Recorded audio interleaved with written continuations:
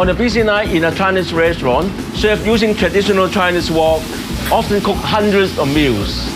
The traditional Chinese cooking style involves rocking and twisting of the wok. It's almost like a performance art. When the chefs serve, they lift the heavy wok to vertical to dish the food quickly. This action, repeated hundreds of times per night, can lead to strain and injury in the wrist and forearm.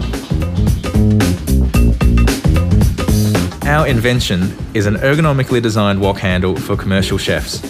Just clamp the heat-resistant handle onto the wok and it's ready to go. It positions the user's wrist in neutral alignment.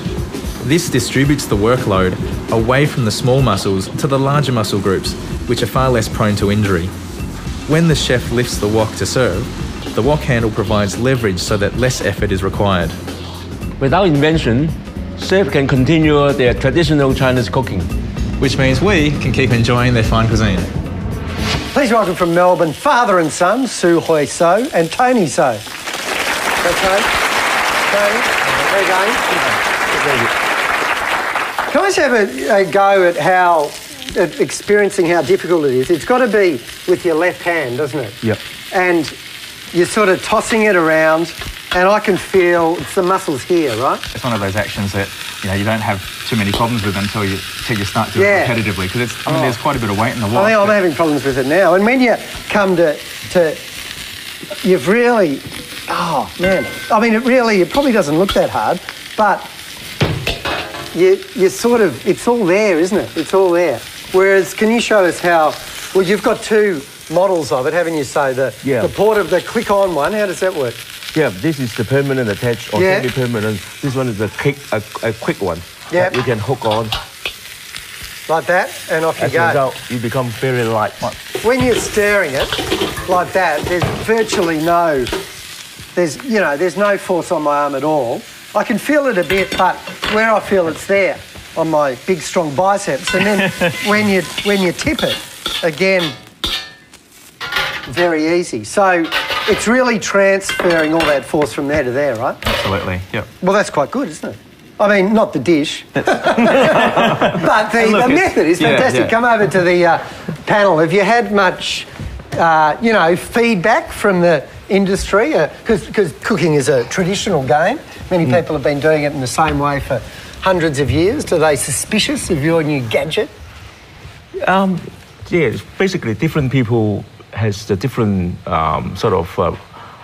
feedback of the use of the wok handle. That's why there's two models developed it. Some prefer detachable, some prefer permanent. Yeah.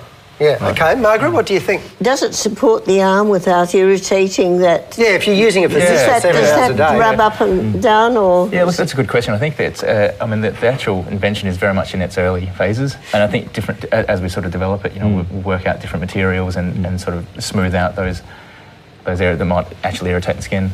Well, you'll be doing Chinese cooking a service if you can solve that. Hopefully so, yeah. Hope? Is there the potential of sort of migrating the problem? Like if the stress is here, using that and just transferring the weight onto a different muscle group? You're never going to eliminate the force altogether. People will still probably have problems with, or there's a potential for, but you're at least reducing the risk. I think it's one of those risk management strategies where you're using the major muscle groups. So will it prevent these ones here, these big guys, they're meant for lifting. Yeah, if you've got guns like James, then you'll be fine. So I almost threw it up. I think the major concern I had when I tried to bring this up to Sydney is the problem of that when we look through the scan, it looked like a machine gun.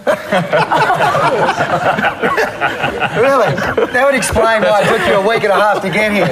They asked some very hard questions. Looks like such a nice gentleman. He's carrying a machine gun. Matthew. Yeah, I think it's fantastic. I love the way you've taken the strain off the tendons in the bottom of the arm. One thing I noticed, though, is you've got this metal running along parallel to the arm. Is there a risk of burning your arm from all this heat that's coming up from underneath the wok? Actually, the whole lot is remote from the main burning issue. What happened is this is a domestic fire. In the actual restaurant, the fire burner looked like a volcano. Yeah. Right? Looked like the real part of a jet engine.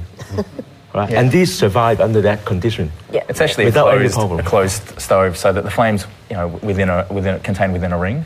Well, anything to say in summing up, Margaret? Oh, I think it's good to address this problem because it's very, very real, and it's very real for those people because they might not be able to do this and earn a living, No, I think it's excellent. I'd like to see it sort of streamlined a bit or made a bit more feminine and friendly. Not so much machine gun. Well, I'm really impressed that you basically answered all our, queries, and the fact that your friends sort of tested it and it seems to work really well, and it's a great pairing you've got there with your occupational therapy background and your engineering. Yeah, it's fantastic. And Matthew? I think Chinese cuisine is one of the greatest, if not the greatest cuisine in the world, and anything that lets professional chefs continue to produce the world's great cuisine is a good thing. Please thank Sue Hoi So and Tony So. Thank you very much. Now, I'm one of the lucky ones. My home is full of food, but I wouldn't be able to get at most of it without this.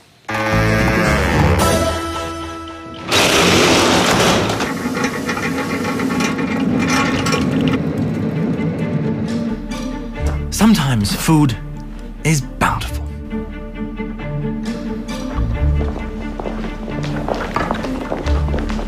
When it's not, human beings rely on preserved food.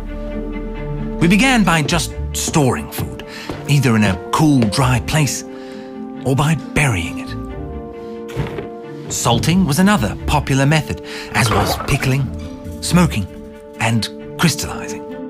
But in 1795, Napoleon Bonaparte had to feed a vast army. He offered 12,000 francs for an industrial-scale method of preserving food.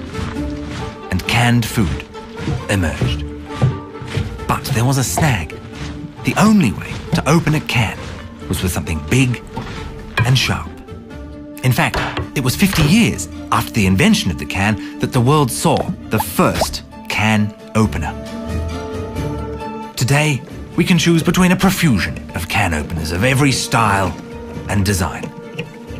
Although contemporary cans require nothing more than a gentle tug. Yes, where would we